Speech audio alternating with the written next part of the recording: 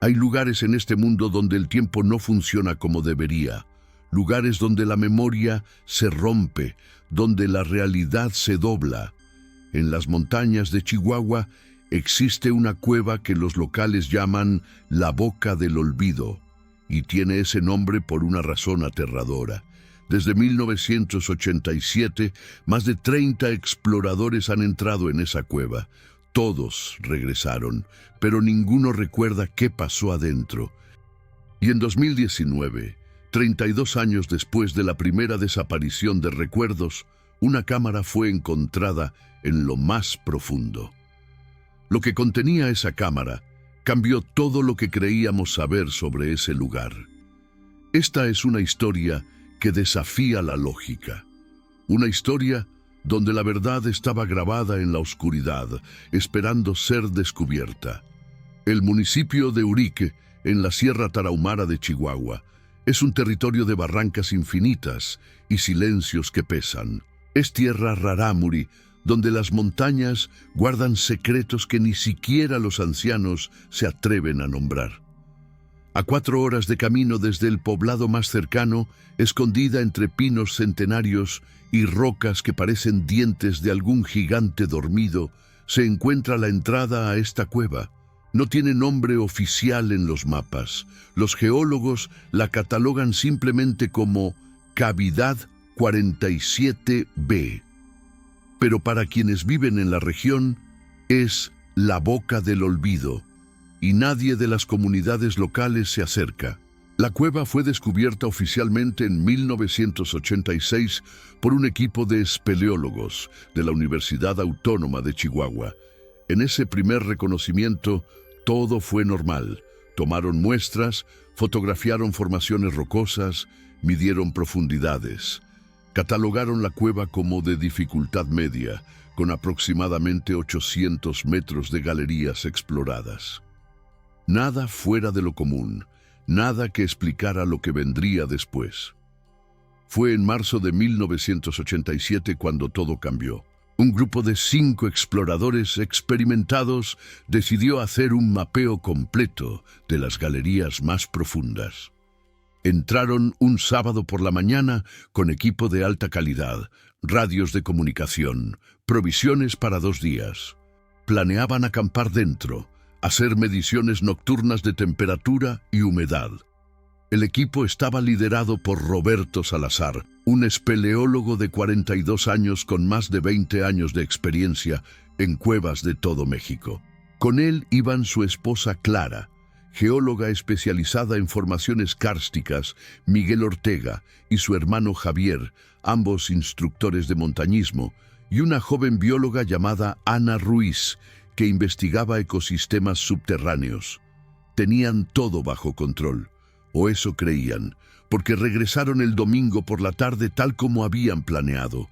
Salieron de la cueva caminando normalmente, con todo su equipo intacto. Pero cuando los recibió el equipo de apoyo que había quedado en superficie, notaron algo inmediatamente. Los 5 tenían las miradas perdidas. Respondían a las preguntas con monosílabos, y cuando les preguntaron qué habían encontrado dentro, los 5 dijeron lo mismo, con exactamente las mismas palabras, como si hubieran ensayado. No lo sé. No recuerdo haber entrado. Al principio pensaron que era una broma. Luego, que tal vez habían sufrido algún tipo de intoxicación por gases. Los llevaron al hospital de Chihuahua. Les hicieron todo tipo de estudios, análisis de sangre, escáneres cerebrales, pruebas toxicológicas. Todo salió normal. Físicamente estaban perfectos, pero psicológicamente había un agujero, un vacío de 40 horas que simplemente no existía en sus memorias. Recordaban llegar a la entrada de la cueva, recordaban revisar el equipo, y lo siguiente que recordaban era estar saliendo de regreso a la superficie sin saber qué había pasado en medio. Los psicólogos hablaron de amnesia disociativa, de estrés postraumático, de sugestión colectiva, pero nada explicaba cómo 5 personas experimentadas, todas en perfecto estado físico, podían perder exactamente el mismo periodo de tiempo. Nada explicaba por qué sus equipos mostraban señales de uso normal. Las baterías de las linternas estaban descargadas de manera consistente con 40 horas de uso. Habían consumido comida y agua. En sus botas había barro de las galerías profundas. Habían estado activos dentro de la cueva, pero no recordaban nada. El caso fue archivado como un incidente médico inexplicable.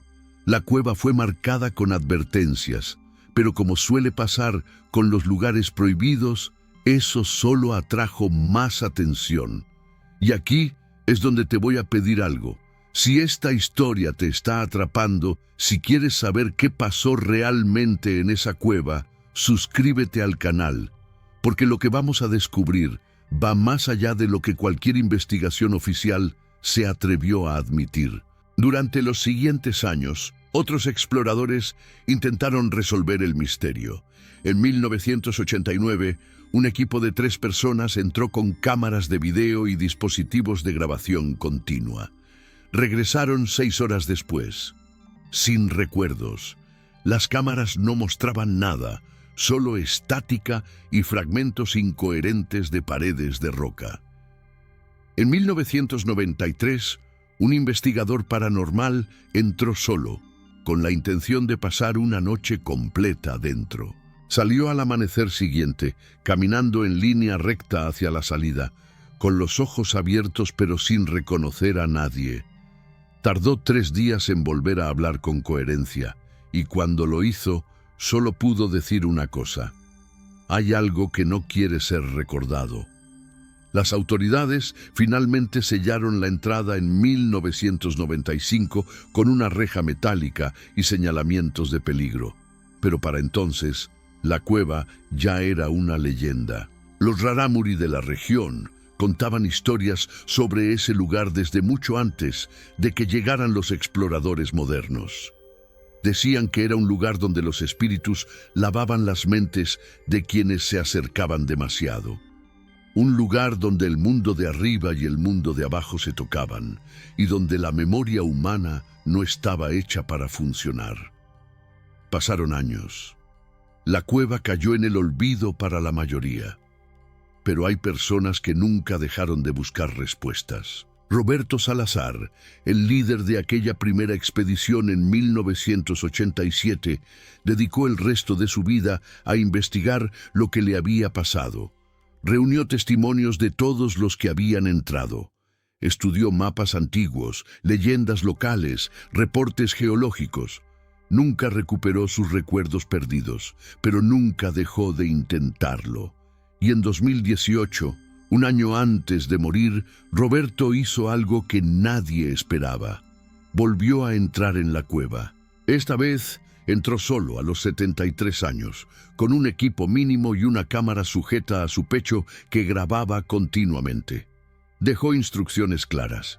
Si no regresaba en 24 horas, nadie debía entrar a buscarlo. Debían sellar la cueva definitivamente. Regresó 18 horas después, tambaleándose, deshidratado, pero vivo, y nuevamente, sin ningún recuerdo de lo ocurrido. La cámara seguía funcionando, atada a su pecho.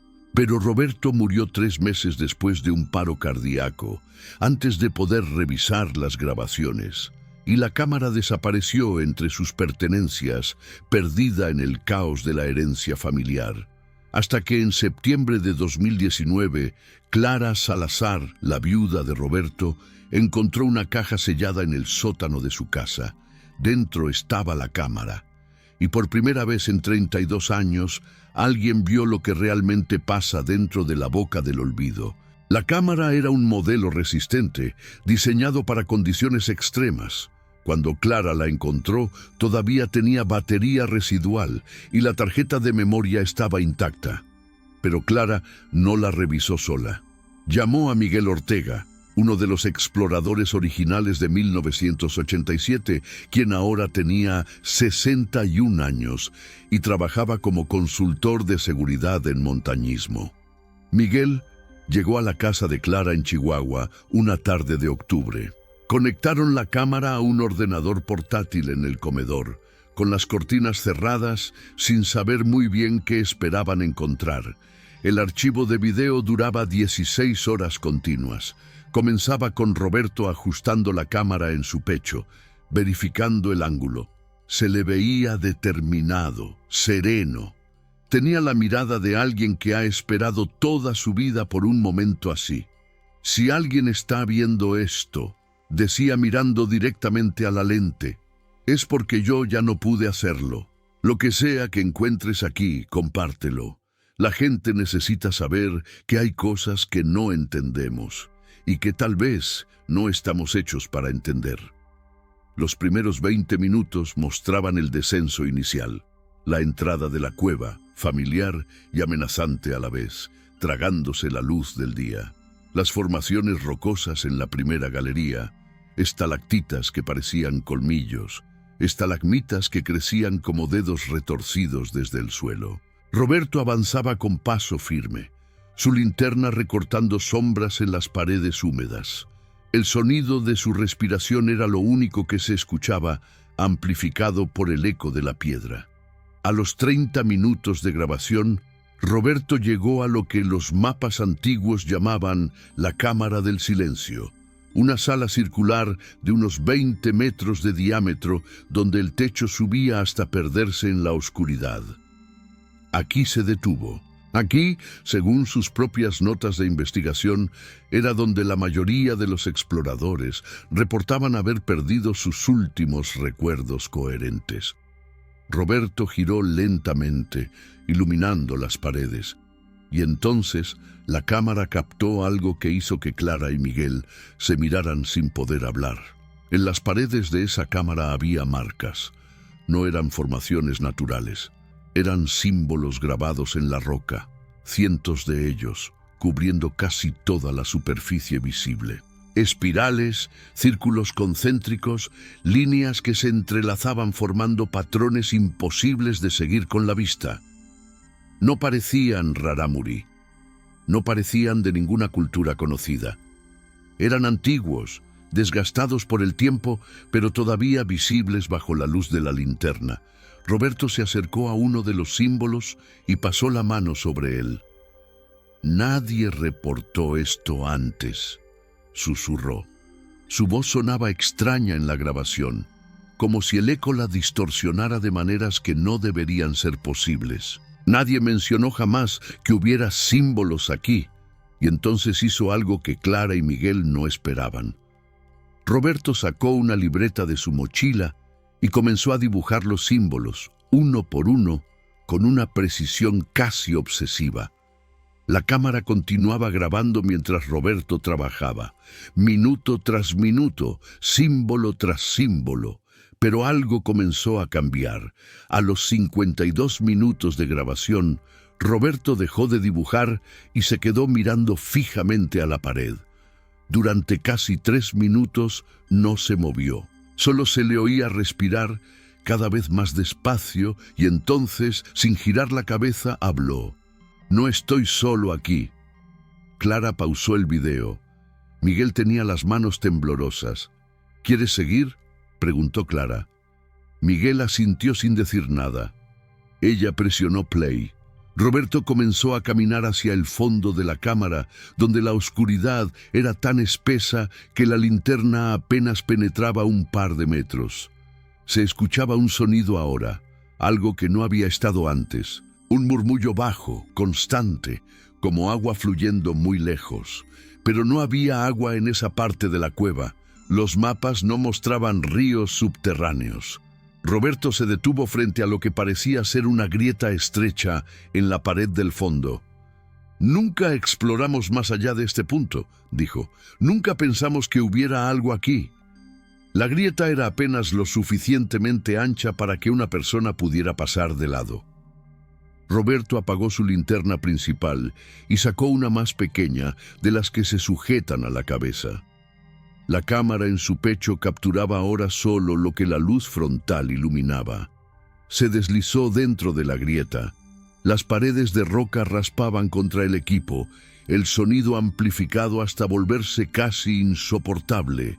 La grieta se extendía unos 5 metros y entonces se abría. Del otro lado había otra cámara, más pequeña que la anterior, pero perfectamente circular. Demasiado perfecta.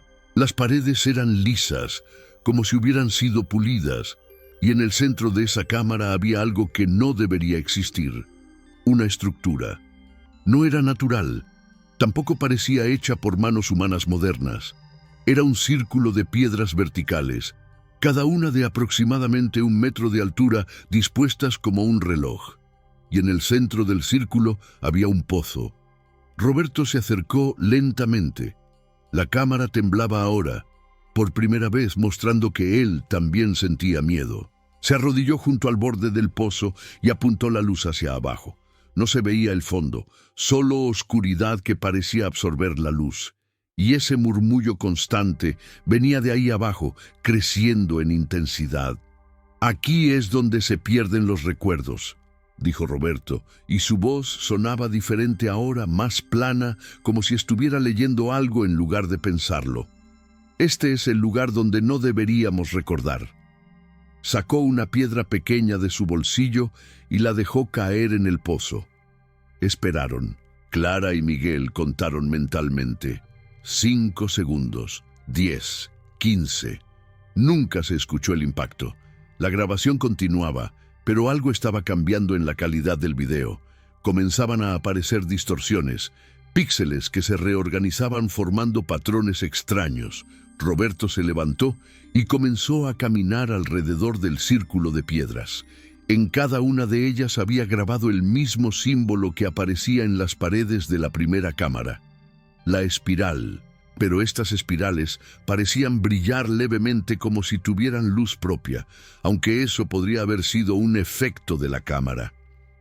«Los Raramuri tienen razón», dijo Roberto, deteniéndose frente a una de las piedras. «Este no es un lugar para humanos, es un lugar de tránsito, un lugar entre». Y entonces hizo algo que hizo que Clara gritara y Miguel se levantara de la silla. Roberto comenzó a descender hacia el pozo. Había una escalera tallada en la roca interior del pozo, peldaños estrechos que descendían en espiral. Roberto la bajaba con cuidado, una mano en la pared, la otra sosteniendo la linterna.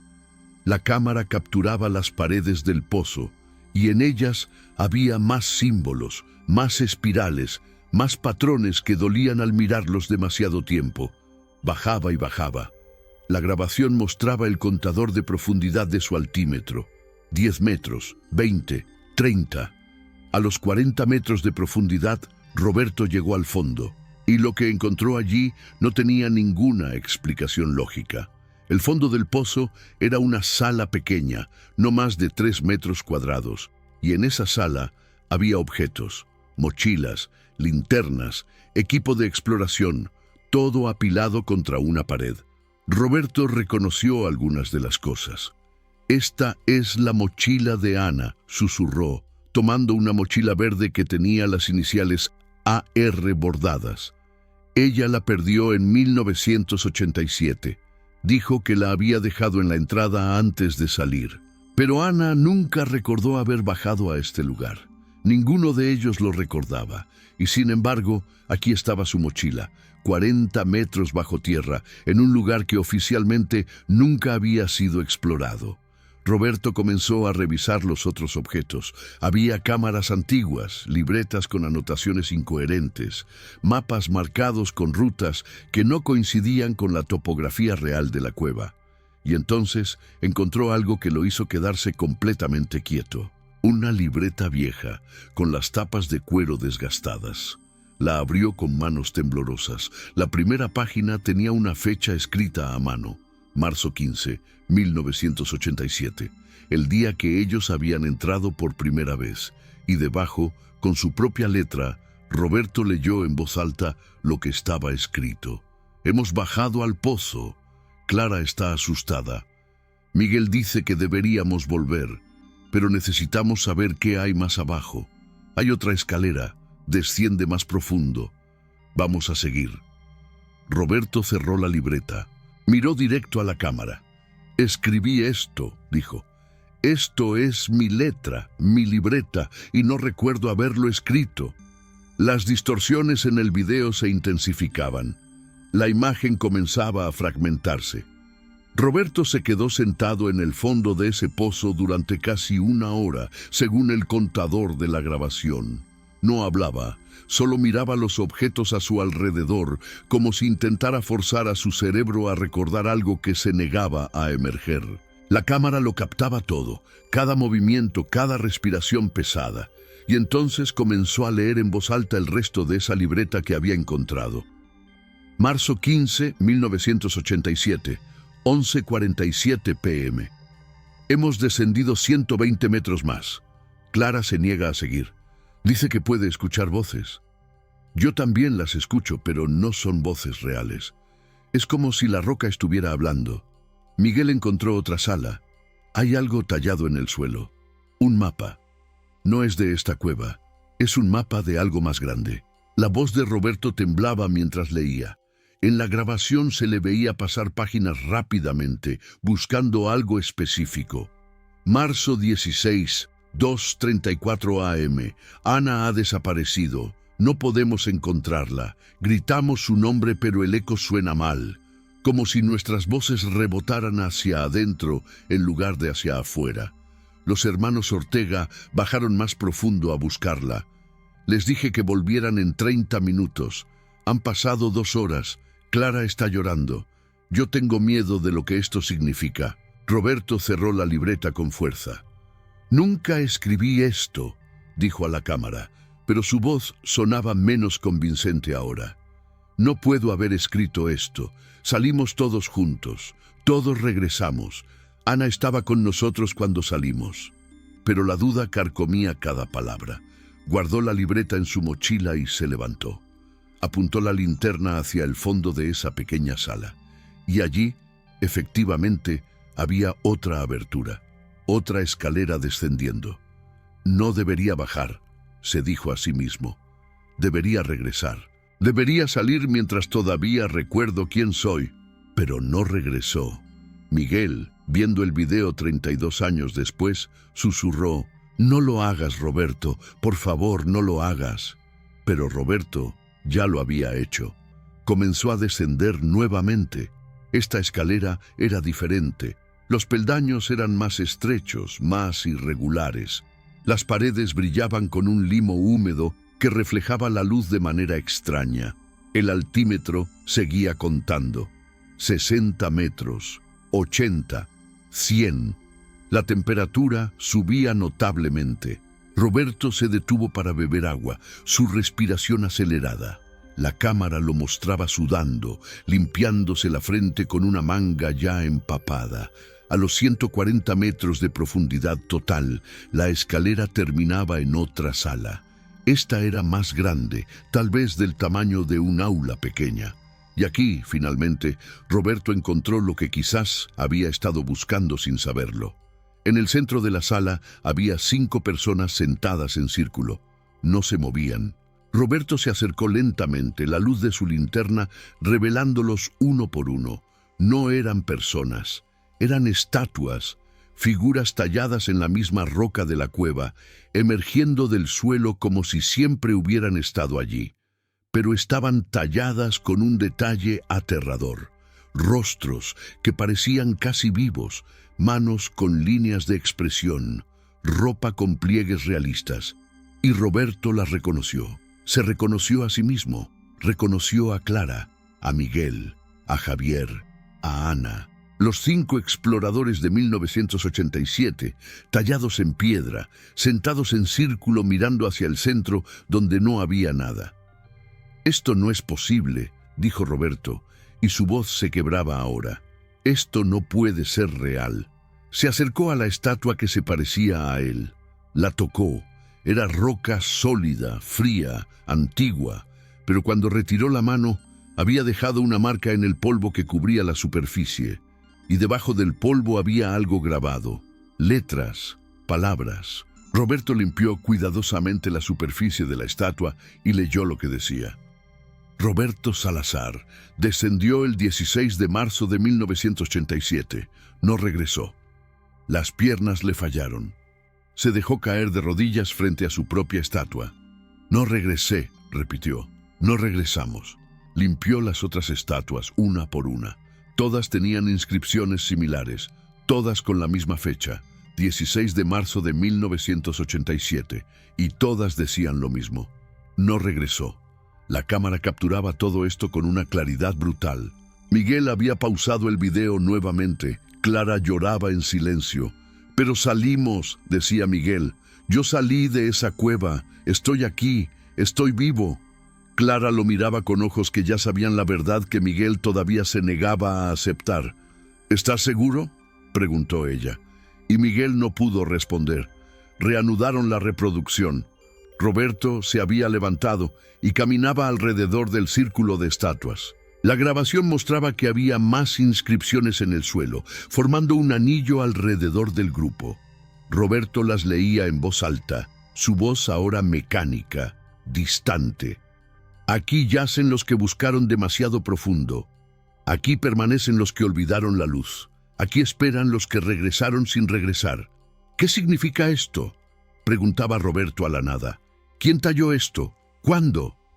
Pero entonces notó algo más. En el borde de la sala, parcialmente oculto por las sombras, había más estatuas, docenas de ellas. Cientos tal vez, todas en diferentes poses, todas mirando hacia el centro de la sala. Roberto las iluminó una por una y comenzó a reconocer rostros. El investigador paranormal de 1993, los 3 exploradores de 1989. Personas que él había entrevistado, cuyos testimonios había recopilado durante décadas. Todos estaban aquí. Todos tallados en piedra, todos con inscripciones que decían que nunca regresaron. La cámara temblaba violentamente ahora. Roberto respiraba en jadeos cortos. «Tengo que salir», decía. «Tengo que salir antes de que sea demasiado tarde». Comenzó a correr hacia la escalera, tropezando, golpeándose contra las paredes. La grabación se volvía caótica, ángulos imposibles, luz que se sacudía. Se le oía subir, peldaño tras peldaño, contando en voz alta para mantenerse cuerdo. 1, 2, 3, 4. Pero entonces se detuvo. El contador mostraba que había subido solo 20 metros cuando se quedó completamente quieto. «No es la misma escalera», susurraba. «Estos peldaños no son los mismos. Esta no es la dirección correcta». La cámara mostraba la pared frente a él, y allí, tallado en la roca, había un nuevo símbolo. No era una espiral, era algo diferente. Un ojo abierto mirando directamente hacia donde estaba Roberto. «Me está mirando», decía. «El ojo me está mirando». Y entonces el video comenzó a distorsionarse seriamente. Líneas horizontales atravesaban la imagen. El audio se cortaba en fragmentos, se escuchaba a Roberto gritar, pero las palabras eran incoherentes. La imagen mostraba destellos de luz, oscuridad, paredes que se movían aunque no deberían moverse, y entonces, abruptamente, claridad. La cámara mostraba cielo, luz de día. Roberto estaba afuera de la cueva, saliendo de la entrada, tambaleándose hacia la luz del sol. Se le oía respirar pesadamente, con alivio. «Lo logré», decía. «Salí, estoy afuera». La grabación lo mostraba alejándose de la entrada, caminando hacia donde había dejado su vehículo. Pero Clara y Miguel notaron algo que hizo que la sangre se les helara. En el contador de tiempo de la grabación habían pasado 16 horas desde que Roberto entró. Pero en el reloj que Roberto llevaba en la muñeca, visible claramente cuando levantaba la mano para protegerse los ojos del sol, marcaba una fecha diferente. No era el día siguiente, era 3 días después. El video continuaba. Roberto llegaba a su camioneta, guardaba el equipo, se quitaba la cámara del pecho y la colocaba sobre el asiento del copiloto, todavía grabando. Se veía a sí mismo en el espejo retrovisor, y lo que vio lo hizo quedarse congelado. Clara gritó cuando vio lo mismo que Roberto estaba viendo. En el reflejo, detrás de Roberto, en el asiento trasero de la camioneta, había alguien sentado. La figura en el asiento trasero no se movía. Roberto giró lentamente, pero cuando miró hacia atrás no había nadie. El asiento estaba vacío. Volvió a mirar el espejo retrovisor. La figura seguía allí, sentada, mirándolo. Era él mismo. Otra versión de Roberto Salazar, con la misma ropa, la misma expresión, pero con algo diferente en los ojos, algo vacío. Roberto tomó la cámara nuevamente y la apuntó hacia el asiento trasero. En la pantalla se veía el asiento vacío. Apuntó hacia el espejo. La figura desaparecía cuando enfocaba el cristal directamente, pero reaparecía en cuanto movía la cámara. «No estás aquí», decía Roberto. «No eres real». La figura en el espejo no respondía, solo miraba. Roberto arrancó la camioneta y comenzó a conducir. La grabación mostraba el camino de terracería, las montañas de la Sierra Tarahumara, recortándose contra el cielo de la tarde. Conducía rápido, demasiado rápido para ese tipo de camino. Miraba el espejo constantemente. La figura seguía allí, sentada, inmóvil. «¿Qué quieres?», preguntaba Roberto. «¿Qué eres?». Entonces, por primera vez, la figura se movió. Levantó una mano lentamente y señaló hacia adelante, hacia el camino. Roberto frenó bruscamente. La cámara captó el momento en que miró hacia donde señalaba la figura. En medio del camino, bloqueando el paso, había alguien de pie. Roberto salió de la camioneta, dejando la cámara grabando desde el asiento. A través del parabrisas se veía cómo se acercaba a la figura en el camino. Era Ana Ruiz, la bióloga que había desaparecido en 1987, o que se suponía que no había desaparecido. Ana, que había salido con ellos, que había regresado sin recuerdos, que había seguido su vida. Pero esta Ana era diferente, parecía más joven, exactamente como se veía en 1987.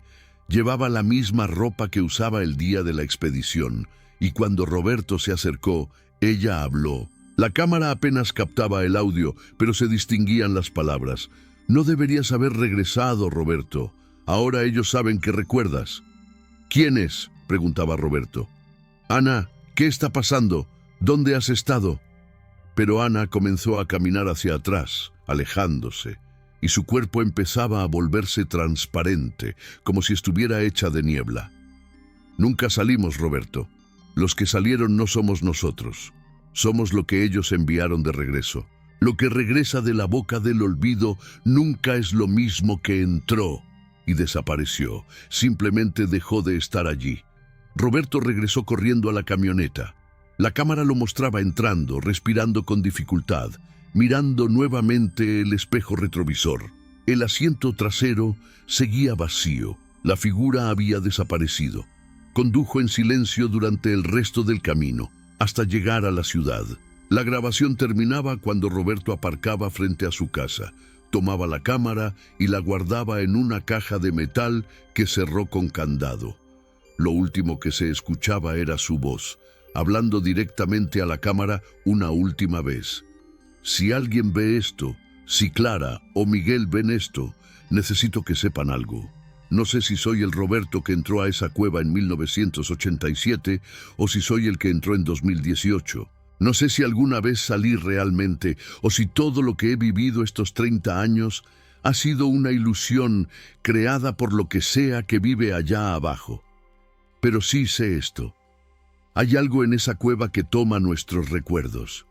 No los borra, los guarda, los colecciona y nos envía de regreso con copias vacías, con versiones de nosotros que pueden funcionar en el mundo pero que ya no son completas. Clara, si estás viendo esto, mírame a los ojos la próxima vez que me veas y pregúntate si realmente soy yo». La grabación terminaba. La pantalla se volvía negra. Clara y Miguel se quedaron sentados en silencio durante largos minutos.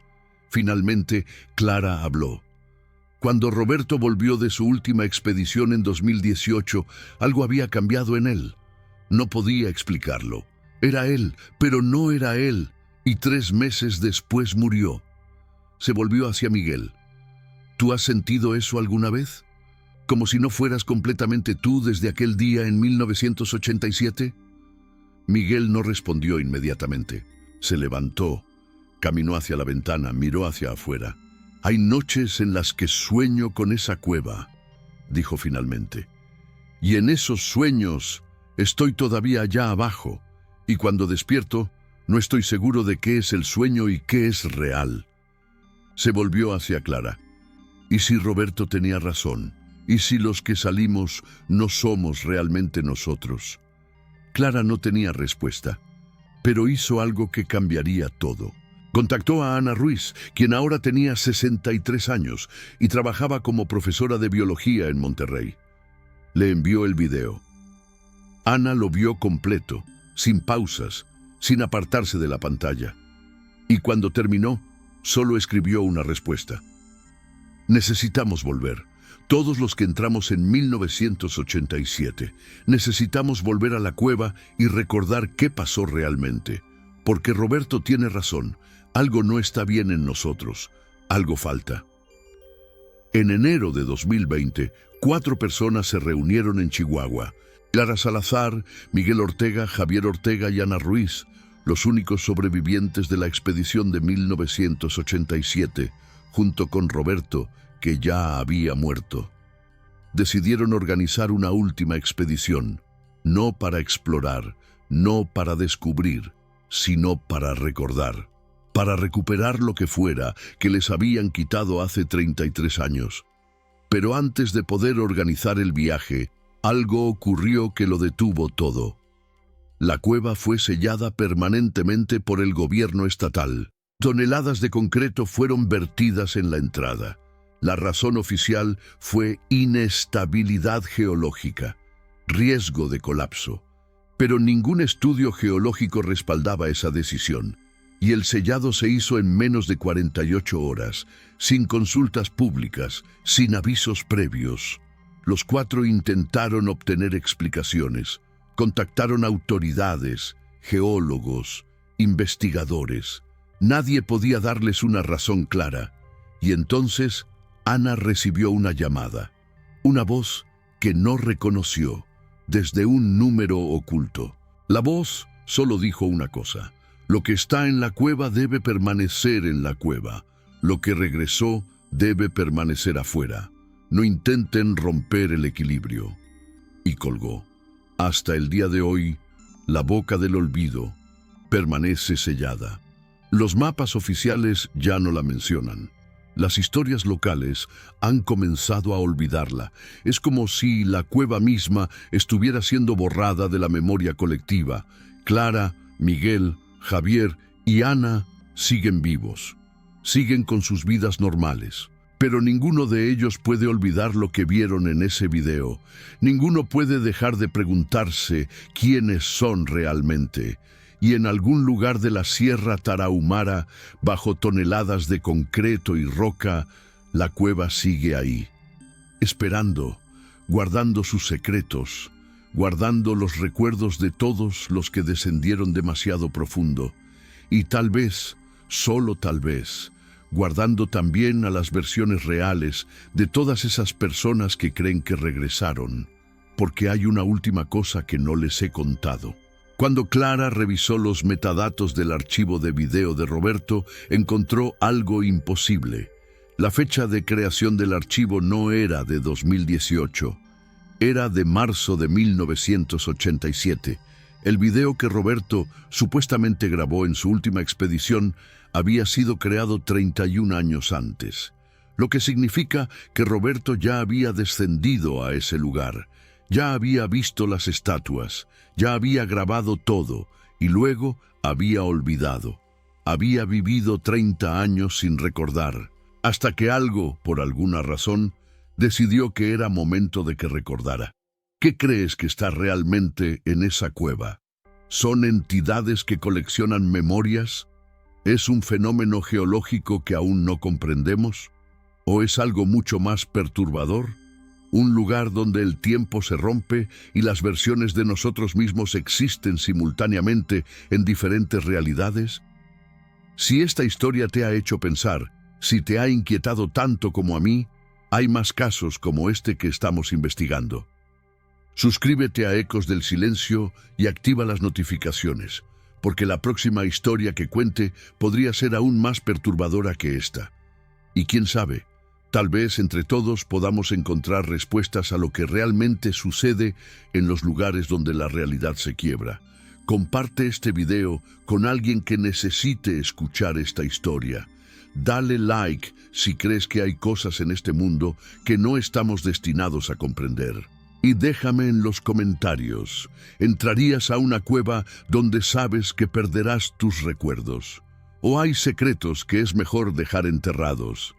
Soy Ecos del Silencio y recuerda, no todos los que regresan son los mismos que se fueron.